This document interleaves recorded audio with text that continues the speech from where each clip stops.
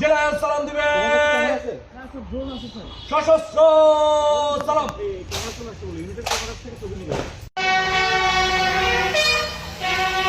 মহান মুক্তিযুদ্ধে মুক্তিবাহিনীর সর্বাধিনায়ক জেনারেল এমএজি ওসমানীর ৪২তম মৃত্যুবার্ষিকী যথাযোগ্য মর্যাদায় পালন করেছে বাংলাদেশ সেনাবাহিনী।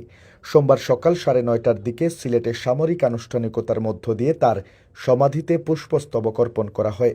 অনুষ্ঠানে জেনারেল অফিসার কমান্ডিং ১৭ পদাতিক ডিভিশন ও area commander Sylhet area major general Mohammad Alimuzzaman SUP, NDC, PSC, MPhil সহ সামরিক কর্মকর্তারা উপস্থিত ছিলেন।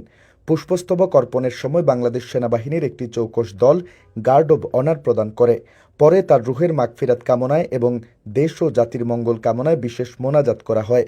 অনুষ্ঠানে সিলেট এরিয়ার সকল ঊর্ধ্বতন সামরিক কর্মকর্তা, সামরিক বাহিনীর বিভিন্ন পদমর্যাদার সদস্য, স্থানীয় গণ্যমান্য ব্যক্তি এবং গণমাধ্যম কর্মীরা উপস্থিত ছিলেন।